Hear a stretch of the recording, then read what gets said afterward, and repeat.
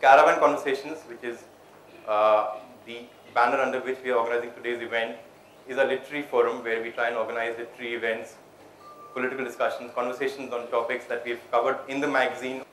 And we're very pleased to have New York Times associate with us for this event today. India Inc. is their India blog, which they started around 4 months back.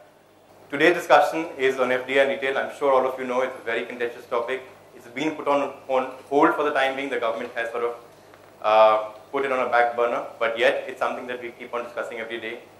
The topic is not just about foreign investment in retail, but foreign investment per se also. The issue of foreign retail has become a controversial one. There are people who feel that India is not ready yet for foreign investment in retail. And that there are others who say that no, we do need it.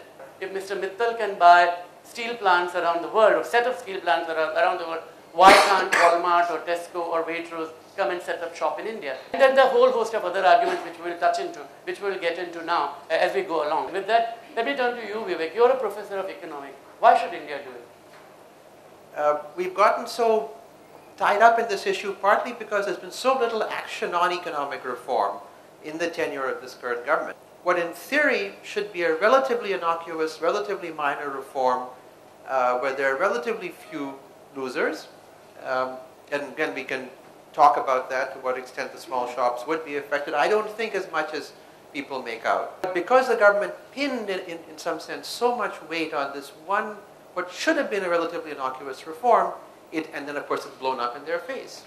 So I think in a certain sense there's a kind of asymmetric impact that had it gone through, it would have been good. I mean, as an economist I should say that foreign investment, one can make the argument about the gains from trade. So as trade in goods and services is good for you, trade in investment should also be good for you. I have to say that I'm more in Vivek's camp than in the camp of saying this was a big item. And I'll draw a parallel between FDI and retail and something that happened in the early 90s when the first stage of reforms took place. At that time, the big liberalization was the liberalization of foreign investment in the power sector, if you remember.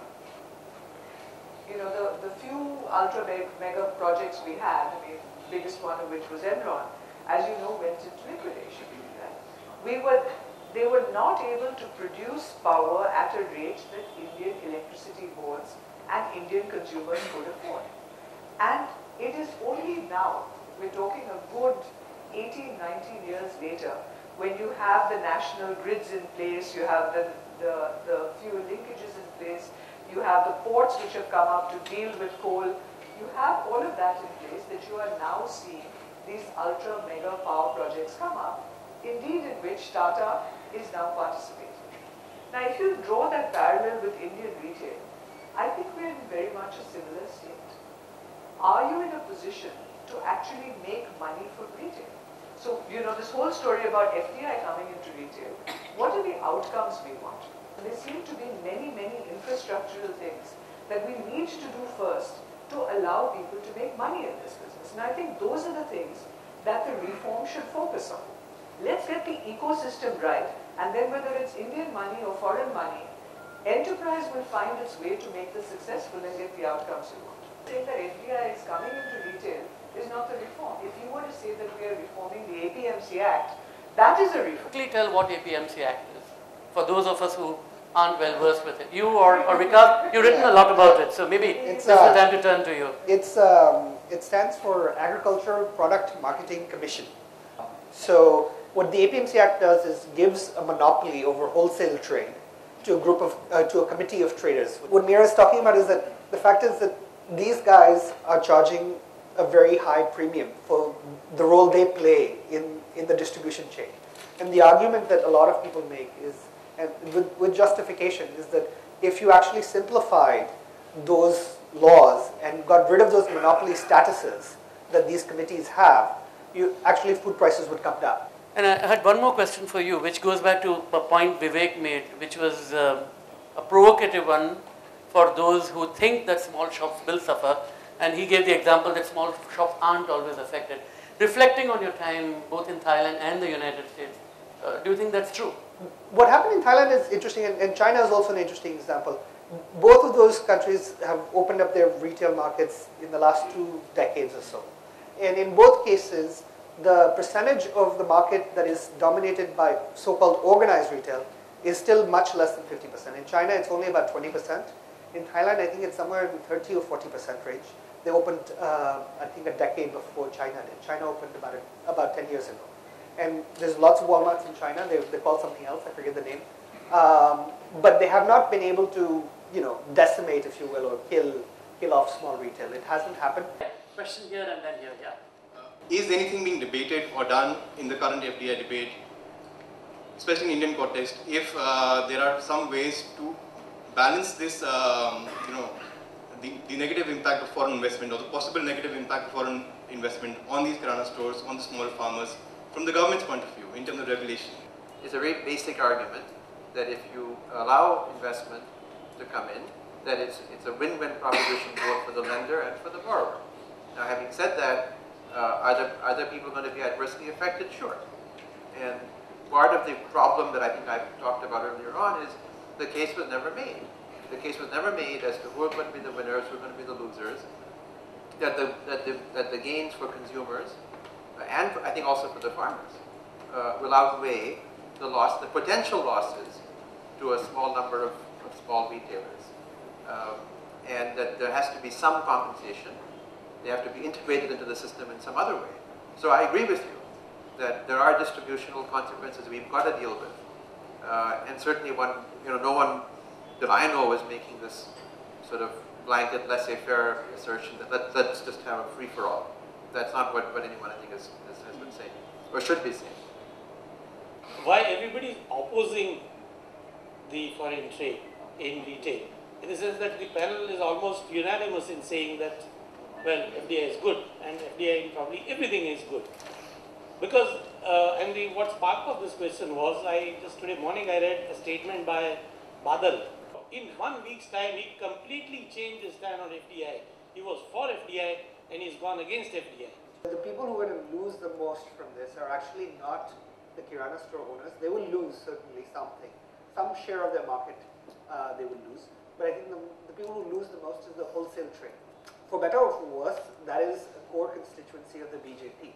And the BJP is partners with Mr. Badal in Punjab, puts a lot of pressure. It appears to me that they put a lot of pressure on the Badals to change. Because initially what Badal said was that this is going to be good because it will help my farmers. And it was exactly what the farmers in Jalandhar told me. The ones I spoke to said, we want this because we're sick of going to the mandi. We want more, we want Walmart, we want Bharti, we want Reliance, we want Biani, we want all of them to come here and bid for our business. I think the closest market that we have here is the Colaba market. I think most of us have been there. Now, if I was given my way, I would put a bulldozer and remove that market. And I'll tell you why. How many retailers are there? 250? 500? 500? We agree on that? 500 retailers? Their suppliers, their families, total figure, 5,000 people, they would definitely be affected. But let's just stop and think for the customers. How many people live in Colaba? 5 lakh people? So our politicians, for the sake of 5,000 people, are affecting the lives of 5 lakh people. You're saying that why are we hurting 5 lakh people for 5,000 people? Because the 5 lakh people are not going to go on the street and say, I demand a Walmart here right now. But the 5,000 people whose shops are going to get bulldozed, they're going to go on the streets and say, you're destroying my livelihood, don't put a Walmart here. In the grand scheme of things, I don't think either of those two extreme outcomes is going to happen. I don't think we're going to ever bulldoze the Colaba market, and probably a lot of people in Colaba like it. You may not like it, but a lot of other people like it. And a lot of people will continue to shop there. So it's oftentimes this debate is made so polarizing that it's hard to see what is actually going to happen.